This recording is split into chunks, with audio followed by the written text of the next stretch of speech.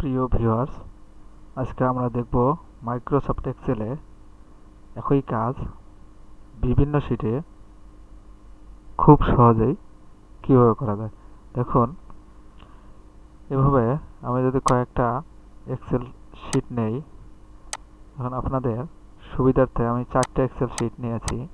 দেখেন প্রত্যেকটি ফাঁকা রয়েছে।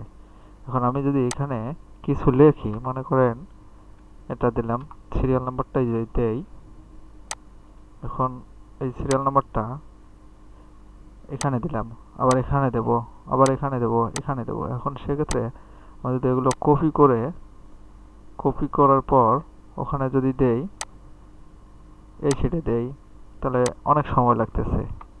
আবার এই শিটে দিচ্ছি, এখানেও অনেক সময় লাগতেছে।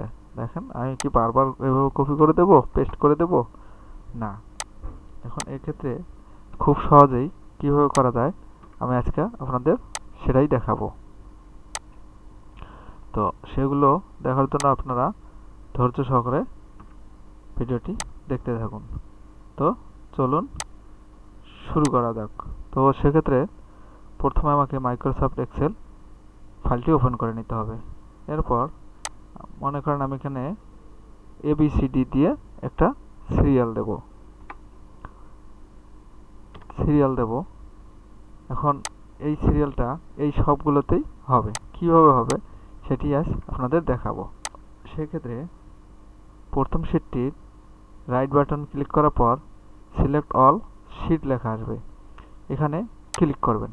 ক্লিক করার পর এখন আপনারা যদি এখানে লেখেন 1, 2 এবং এই দুটিকে মার্ক করে এই হ্যান্ডেলটি ধরে আপনাদের যতগুলো সিরিয়ালের প্রয়োজন ততগুলো নেবেন, নেওয়ার পর ছেড়ে দিবেন।